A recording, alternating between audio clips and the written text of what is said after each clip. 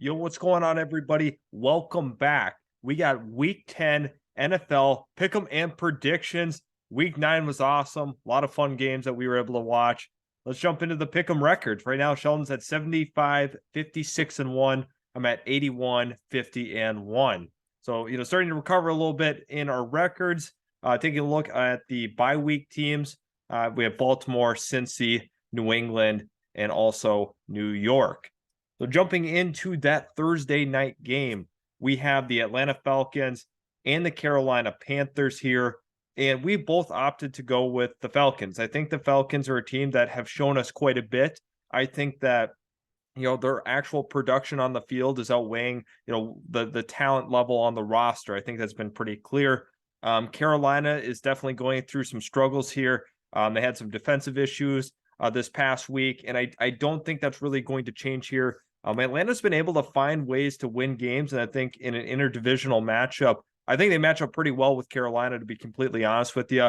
I do feel pretty confident in this Atlanta Falcons pick. I think, with Cordell Patterson being back, he adds just a different element to this offense. Super explosive, able to break tackles, and there's a lot of different ways you can scheme him to get the ball, whether it's out of the backfield, lining him up different spots.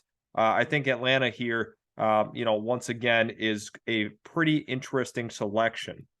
So now taking a look at that Sunday slate, the first game we have here is the Germany game, and that's the Seattle Seahawks taking on the Tampa Bay Buccaneers. Neutral field. It definitely makes it a little more interesting. Now, I opted to go with the Bucs, even though Seattle's been the hot team to go with recently. But I opted to go with the Bucs just because of the fact I did like what I had seen from the Bucs against LA.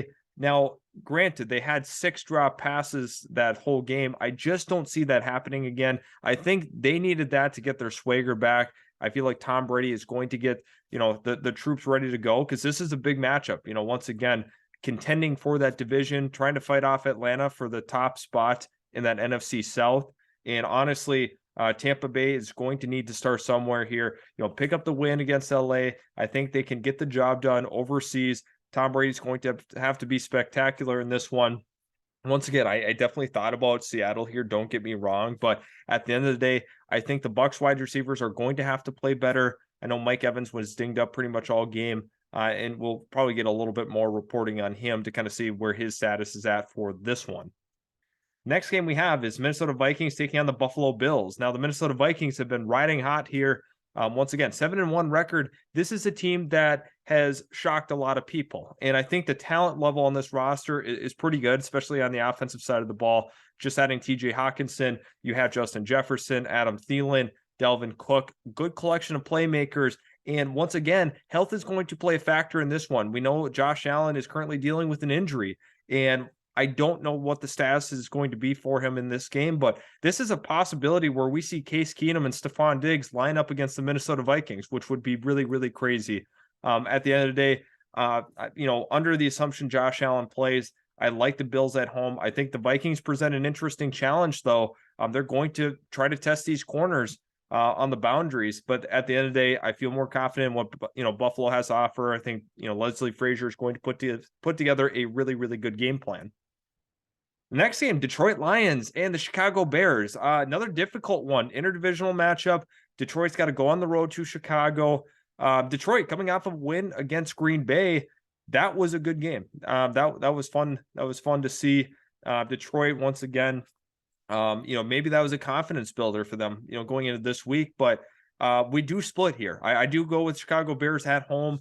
Justin Fields is playing very, very well. They finally figured out how to get him going. Running the football is an integral part of his game, and I think they need to continue to keep that up. He's so dangerous with his legs. I mean, he's got 4.44 speed. I think that this is a guy that you definitely want out in open space, wanting him to make plays with his legs and putting a lot of pressure on the defense. And they're gonna have to get a little gimmicky with this offense to keep it rolling. So I do like the Chicago Bears at home in this one.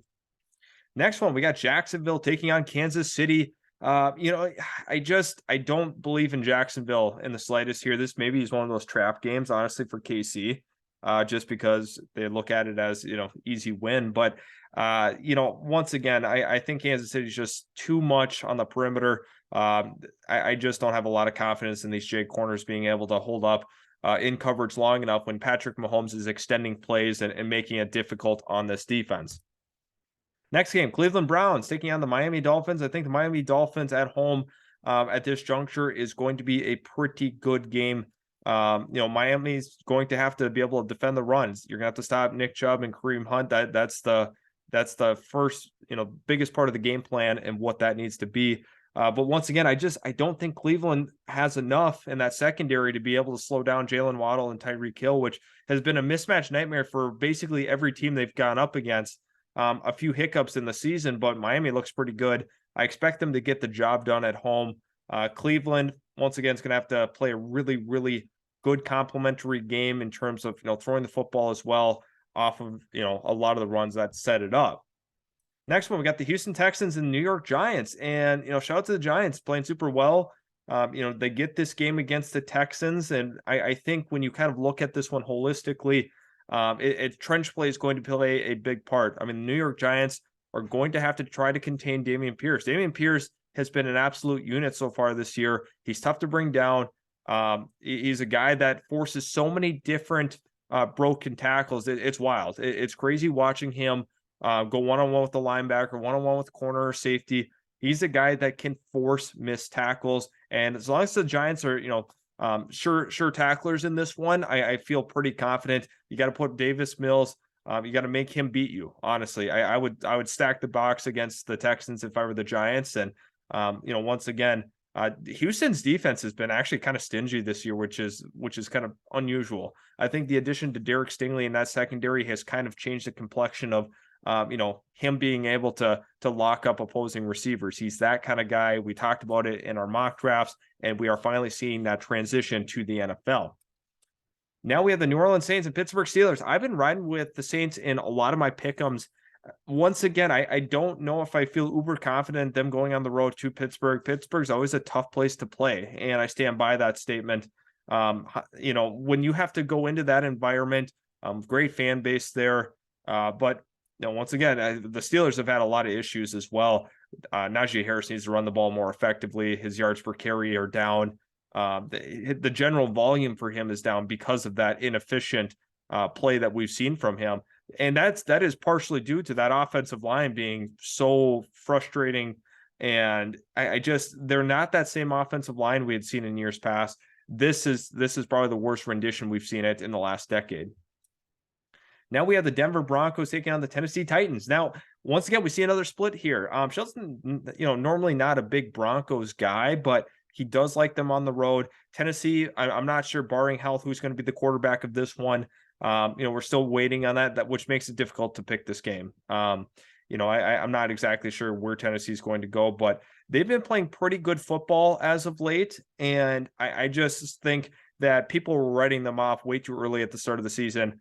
They quickly absorbed those two losses right away, and they've been pretty good ever since, playing good football, running it effectively, going out to play action, playing good defense. And I think, Denver's defense is terrific as well. With Bradley Chubb being gone, I think Baron Browning is going to be the biggest beneficiary of that trade, and we're going to see big time production out of him. Now we have the following game, Indianapolis Colts taking on the Las Vegas Raiders. And once again, this is an ugly game to try to pick because I don't know what I'm going to get out of Sam Ehlinger next week. They struggled mightily against New England when they had to go on the road. Now, is that going to be the same case playing the Raiders? Probably not, but Raiders look good at the start of that Jacksonville game, jumped out on them 17-0, and Jacksonville scratched and clawed their way back to getting the victory. So Raiders are probably a little demoralized. Hopefully in this one, they do end up getting Darren Waller. If Darren Waller is in this one, it's going to create some mismatch problems potentially for the Colts here. Darren Waller, there's so much you can do with him in an offense, and he sets up a lot of those big plays as well. Now we have the Dallas Cowboys and Green Bay Packers, and it's funny, with both of us taking the Packers, this is not one you would generally see. Not a lot of people would be taking the Packers in this one because of how they played, but I think there's got to be a point where the Packers turn it around and figure it out. This could be the get right game. If I'm going to be honest, this could be the get right game. Dallas a little bit of a trap game here, going to Green Bay. This is one that's going to be a fun one to watch. I definitely want to tune into it. Green Bay it's going to have their hands full on the ground. I mean, Tony Pollard broke out in a big way. And I think that we're going to continue to see his usage go up. Once again, we'll have to see what's going on with Ezekiel Elliott and his availability for this game. Now we have the Arizona Cardinals taking on the Los Angeles Rams, and the Los Angeles Rams drop a tough one to Tampa Bay. They felt like they had that game under control. Obviously, they let it slip away. I think they got a little conservative on their defensive play call at the end of it. Now, looking at this game more specifically, Arizona, they're struggling. They are struggling for sure. I don't know what's going on there. I'm curious on Cliff Kingsbury's timeline. Is he going to be the head coach by the end of the season? I don't know. I think there's some uncertainty there, some lack of stability within the front office and also on the actual roster. That's why I'm sticking with the Rams in this pick. I like where they match up. Aaron Donald's going to present a matchup nightmare for that interior offensive line of the Cardinals. And I mean, I feel pretty good about this one, honestly. Next one, we got the primetime game, the Chargers taking on the 49ers. 49ers are going to gash this Chargers run defense. Chargers run defense, with a couple of their, offseason signings felt that they had it pretty shored up. Still struggling to stop the run. That was the case with, Tyler Algier, Cordero Patterson as well. I think that, Christian McCaffrey is going to have a big game here. If you're a fantasy owner of him, make sure, I would count on him for having at least 25 points in that one. 49ers, good pickup here.